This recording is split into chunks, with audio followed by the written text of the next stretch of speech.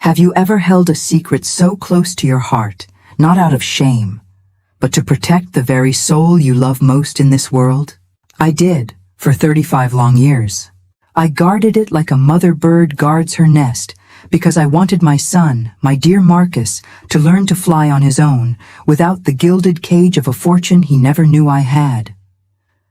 And the night that secret was finally coaxed from its hiding place, well, it all started with a simple dinner invitation, and a tremor in my son's voice that a mother can recognize from a mile away.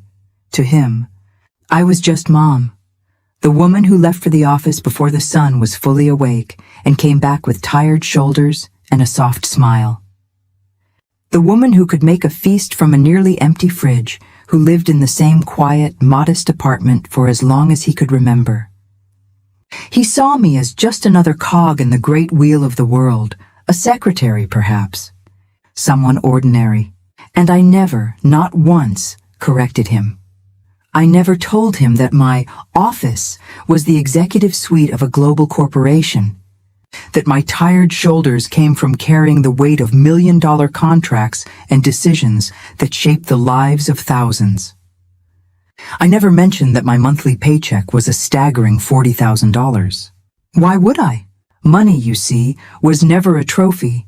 I felt the need to hang on the wall. I was raised in a time when a person's dignity was a quiet, internal thing, where a steady heart was worth more than a loud proclamation.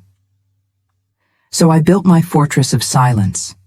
I lived in my cozy, two-bedroom apartment, filled not with expensive art, but with the warm ghosts of bedtime stories and scraped knees. My leather handbag was a dear old friend, worn soft and supple over the years. I found treasures in discount stores, cooked simple meals, and all the while I was saving, investing, growing a fortune in the quiet, fertile ground of anonymity. True strength, I've always believed, doesn't need to announce itself. It simply is. And from my quiet perch, I was watching. I was watching closely that Tuesday afternoon when Marcus called. His voice had that familiar nervous hum it got when he was a boy and had broken a neighbor's window. "Mom," he began, "I need to ask you a big favor. Simone's parents are in town, visiting from overseas. It's their first time here and they want to meet you. We're all having dinner this Saturday." Something in his tone wrapped a cold hand around my heart. It wasn't the joy of a son eager to unite his two worlds. It was the strained plea of someone trying to manage a delicate situation, a request not to be embarrassed. "Do they know anything about me, honey?"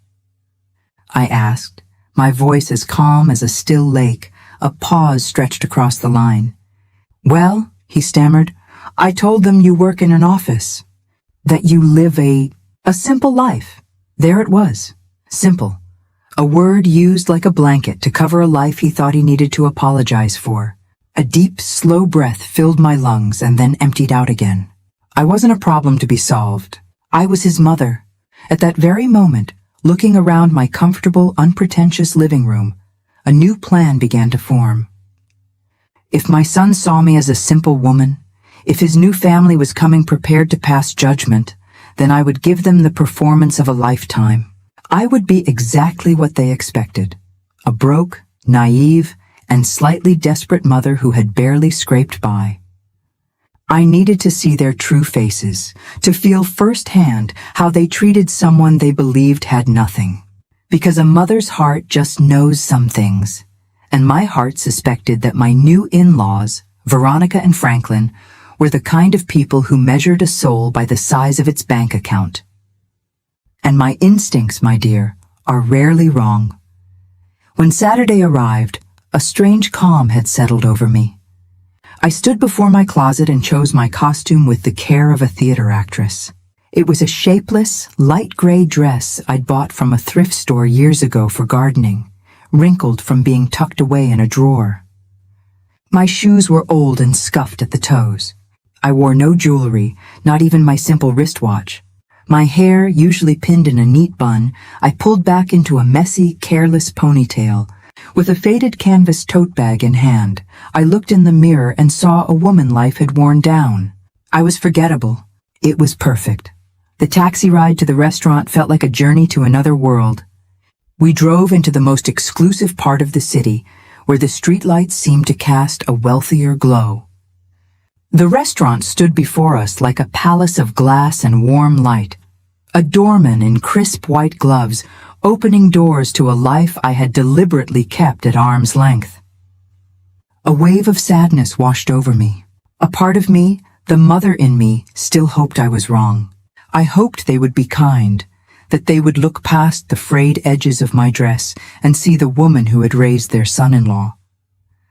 But the other part of me, the part that had sat across from men who thought the world was their oyster for 40 years, knew better. I crossed the threshold, and there they were. Marcus, my handsome son, stood stiffly by a long table near the window, looking terribly anxious in a fine dark suit. Beside him, my daughter-in-law, Simone, was a vision in a cream-colored dress, her posture perfect, her smile strained. She wasn't looking for me, but toward the entrance, a flicker of embarrassment in her eyes. And at the table, seated like royalty, were her parents. Veronica was wrapped in an emerald green dress that shimmered with every breath, diamonds glittering like ice at her neck and wrists. Her beauty was sharp and cold, a calculated thing designed to intimidate. Beside her, Franklin sat stone-faced in an immaculate gray suit, a watch on his wrist so large it seemed to have its own gravitational pull. I walked toward them with slow, hesitant steps as if the plush carpet were unsteady ground. Marcus saw me first. His eyes widened, and I saw him swallow hard. "Mom," he said, his voice tight. "You came?" "Of course, sweetheart." "Here I am," I answered, offering a timid smile, the smile of a woman completely out of her element. Simone's kiss on my cheek was as cold and brief as a winter breeze. "Mother-in-law, it's good to see you." Her eyes told a different story. She introduced me to her parents with an apologetic air. Veronica's eyes swept over me, a silent, swift inventory of my wrinkled dress, my worn shoes, my plain bag. It was all there in that one glance, the judgment, the disdain, the profound disappointment. She offered a hand as limp and cold as a dead fish. A pleasure. Franklin's handshake was no warmer. They had seated me at the very end of the table, as far from them as possible, an afterthought. No one pulled out my chair. No one asked if I was comfortable. When the waiter presented the heavy, leather-bound menus, I opened mine and feigned confusion at the elegant French script. Veronica watched me, a small, cruel smile playing on her lips. "Do you need some help with that, Alara?" she asked, her voice dripping with false sweetness. "Oh yes, please," I murmured, my voice small. "I don't understand any of these words," she sighed, a theatrical sound of mild exasperation. "Let me just order something simple for you," she told the waiter, not me. "Something that doesn't cost too much." The words hung in the air, heavy and sharp. No one defended me. Marcus stared at his hands. Simone fiddled with her napkin, and I simply watched. The conversation, led by Veronica, was a masterclass in casual cruelty. She spoke of their $1,000-a-night hotel, the luxury car they'd rented, the few things they'd bought that day for a few $1,000s. She spoke directly to me, her eyes searching for a flicker of awe, of envy.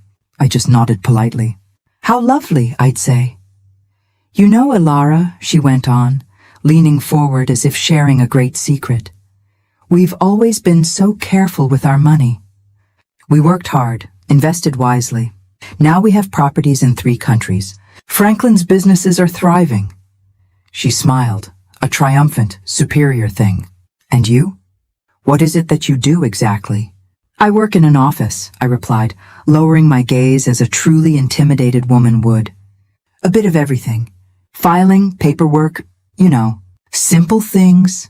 Veronica exchanged a knowing look with her husband. "Ah, administrative work. How nice. All work is dignified, isn't it?" The food arrived on plates so large they made the tiny, artful portions look even smaller. Veronica sliced into her steak with surgical precision. "This is an $80 steak," she announced to the table. "But it's worth every penny. You can't put a price on quality, can you?" Marcus tried to steer the conversation toward his work, but Veronica cut him off. "Darling," she said, turning her icy gaze back to me. "Does your mother live all alone?" Marcus nodded mutely. "Oh, that must be so difficult," she cooed, her face a mask of fake pity. "Living on your own at your age without much support. Does your salary cover everything?" I felt the trap closing, the air growing thick with her venom. "I manage," I whispered. "I save where I can. I don't need much." "Oh, Ilara, you are just so brave," she sighed dramatically. "I do admire women who have to struggle on their own. Of course, one always wishes one could give their children more, a better start in life. But, well, we all do what we can, don't we?" There it was, the subtle, deadly blow. She was telling me, in front of my own son, that I hadn't been enough, that my simple life had somehow diminished him. Simone stared at her plate, her cheeks flushed. Marcus was clenching his fists under the table. I just kept that timid smile on my face. "Yes, you're right. We all do what we can." The assault continued, relentless and cloaked in politeness. She boasted about paying for Simone and Marcus's honeymoon, for the down payment on their house. "Because that's what parents do," she declared, looking at me pointedly. "We support our children. Were you able to help Marcus with anything when they got married?" "Not much," I said softly. "A small gift. It was all I could afford." "How sweet," she purred. "It's the thought that counts, isn't it?" And right then, a quiet fire began to stir deep inside me. It wasn't a raging inferno, but a cold, steady flame. I let her talk. People like Veronica always do. They inflate themselves with words, puffing up their own importance until they reveal the vast, hollow emptiness within. They talk, and all you have to do is listen to them write their own sad story. As dessert was served, tiny, edible sculptures, Veronica decided it was time to deliver the killing blow. She set down her fork, her expression shifting to one of grave, maternal concern. "Ilara," she began, her voice low and serious. "Now that we are all here as a family, I think it's important we talk. We love Marcus very much, but as parents, we want to ensure our Simone has stability." Marcus tensed. "Mom, this isn't the time." "Let me finish, son," Veronica said, raising a hand laden with rings. She turned her full attention to me. "I understand you did the best you could with Marcus. But now he has responsibilities. We feel it's important that he doesn't have any unnecessary burdens." The word hung in the air between us. Burdens. She was calling me a burden to my own son. "I'm glad you understand," she said, mistaking my silence for agreement. "Franklin and I have been thinking. We would like to help you. We could offer you a small monthly allowance, something to make you more comfortable, so Marcus doesn't have to worry so much." She paused, letting the magnanimity of her offer sink in. "In exchange, of course, we would only ask that you give them their space. Not to call so much, not to be a presence. To let them build their life without interference. How does that sound?" There it was. The bribe, dressed up as charity. They wanted to pay me to disappear. Marcus finally exploded. "Mom, that's enough. You don't have to answer that." "Marcus, please," Veronica said coolly. "We are all adults here. Your mother understands, and she was right." I understood perfectly. I calmly picked up my linen napkin, dabbed my lips, took a slow sip of water, and let the silence stretch until it was taut and humming. Everyone was watching me, and then I spoke. But the voice that came out was not the timid, mousy one I had been using all evening. It was my own, clear, steady, and cold as ice. "That's a very interesting offer, Veronica," I said, leaning forward ever so slightly. "Very generous. But before I accept, I have a few questions." She blinked, momentarily thrown off balance. "Of course. Ask anything." "This modest monthly allowance," I began, my eyes locked on hers. "How much exactly were you thinking?" She hesitated. "Well, Perhaps $500? Maybe $700? I nodded slowly. I see. $700 a month for me to vanish from my son's life. That is what you're saying, isn't it? I wouldn't put it that way, she bristled. Oh, but I would, I replied. You want to buy my silence in my absence. You helped my son with a $40,000 down payment and a $15,000 honeymoon. By my calculations, you've invested $55,000 in their marriage. And now, you're valuing my removal at $700 a month. Tell me, Veronica, has all that investment bought you what you really want? Has it bought you respect? Or has it just bought you obedience? The atmosphere at the table shattered. Veronica's smile was gone, replaced by a pale, tight mask. Excuse me? My voice grew sharper, honed by years of boardroom negotiations. You've spent this entire dinner talking about what things cost. Your hotel, your car, your steak, this wine. You've been calculating my worth since the moment I walked in, and you've decided I'm worth $700 a month. But do you know what I've discovered? The people who talk the most about money are the ones who understand the least about true value. Franklin finally spoke up. I think you're misinterpreting my wife's intentions. I turned my gaze to him. Am I? Was I misinterpreting the pity, the condescension, the thinly veiled insults about my simple life, or the generous offer to pay me off like a household expense you wish to eliminate? He opened his mouth, then closed it. Marcus looked like a ghost. No, Marcus. Please, I said gently to my son. It's time. I'm done being quiet. I placed my napkin on the table and leaned back, my posture no longer timid or apologetic. I was myself again, and everyone at that table felt the shift. Veronica, I said, my voice now calm and measured. You told me you admire women who struggle alone. Tell me, have you ever truly struggled? Have you ever built something from nothing with your own two hands without the safety net of a wealthy husband or family money? She stammered, I have my own achievements, such as? I asked with genuine curiosity. Overseeing investments made with your husband's money? Managing properties he bought? There's a difference, you see, between managing an existing fortune and creating one from scratch.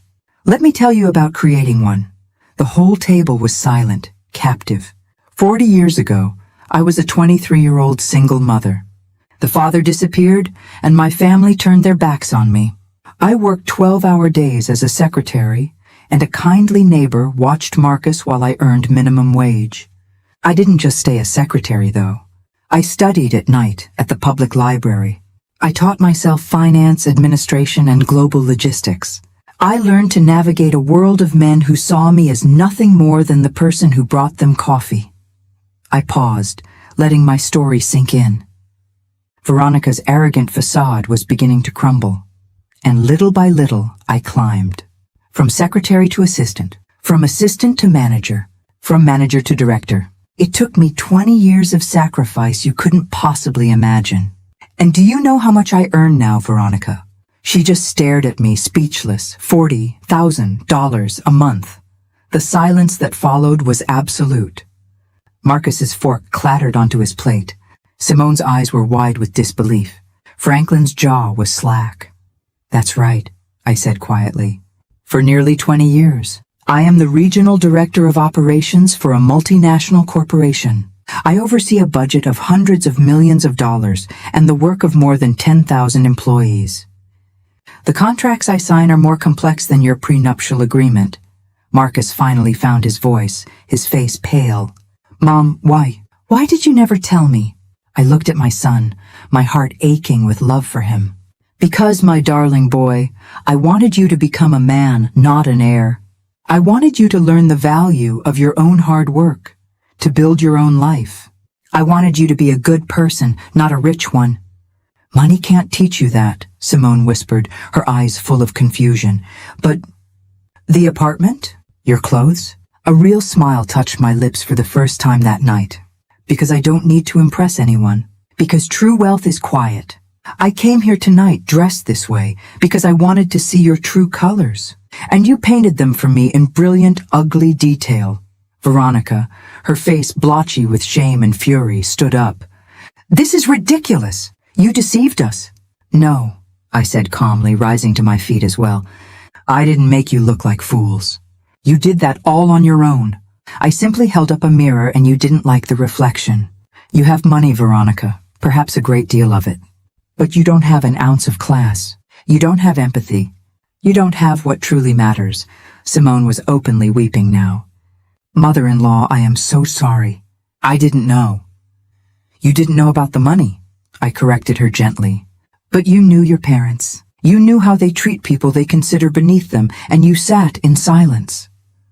This doesn't end here, Veronica hissed, her voice trembling. We are still family. You are right, I agreed. We will see each other at birthdays and holidays. But now when we do, you will remember this night. You will know that I know exactly who you are, and you will have to live with that.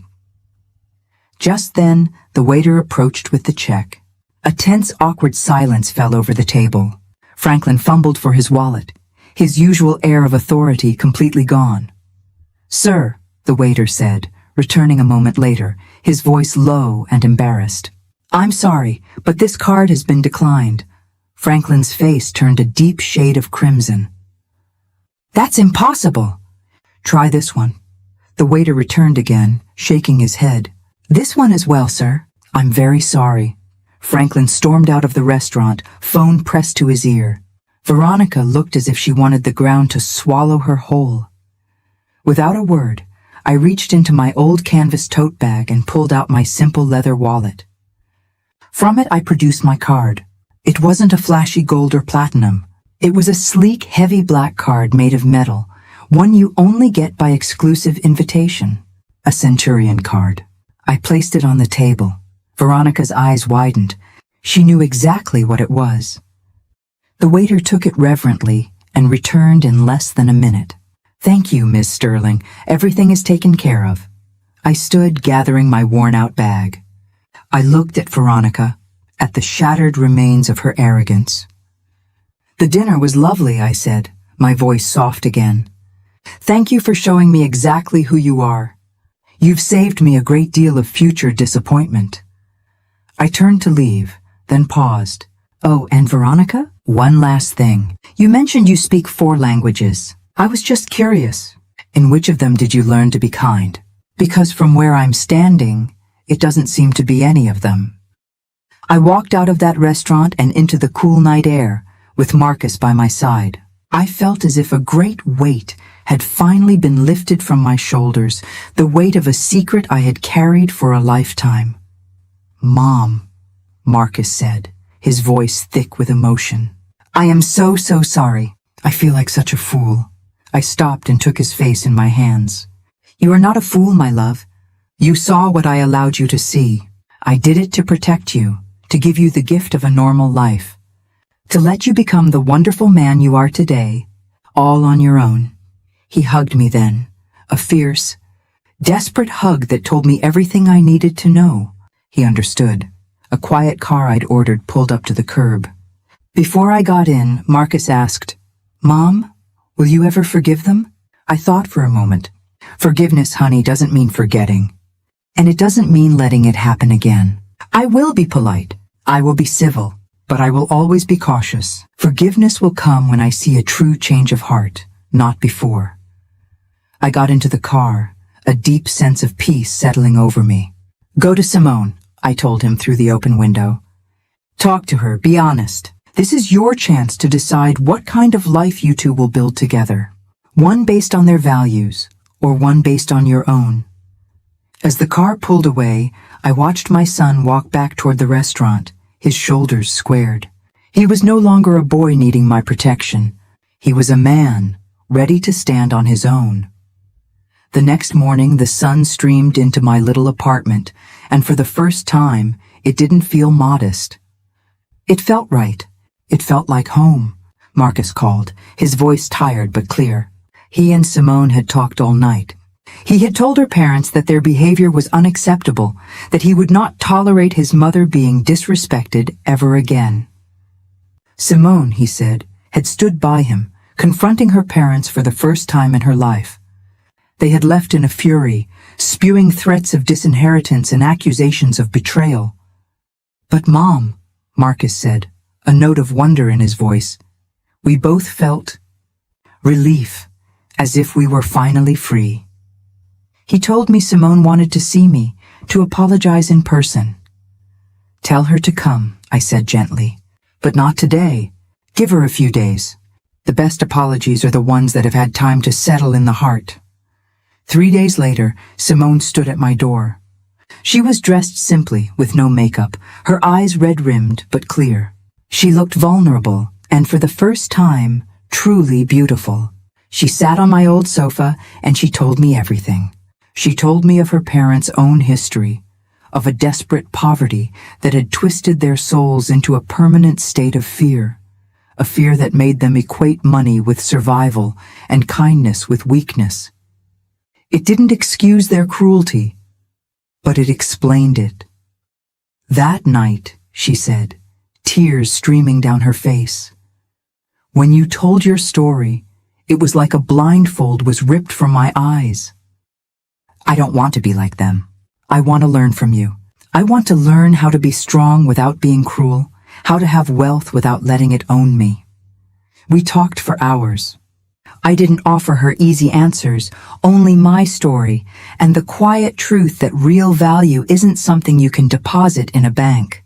It's something you build, day by day, in the choices you make and the kindness you show. When she left, we hugged. A real, warm hug that felt like a new beginning. I sat by my window that evening, watching the sunset paint the sky in hues of orange and pink.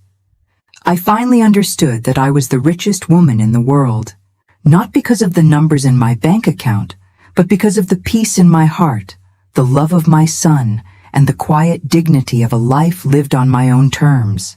My secret was out, but I had never felt more myself. I no longer had to pretend to be anything other than who I was. A mother, a survivor, a woman who had built an empire not of money, but of love. And that, my dear, is a fortune that will last forever. Have you ever found that the simplest things in life, the ones that money can't buy, are what truly make us rich? I'd love to hear your thoughts.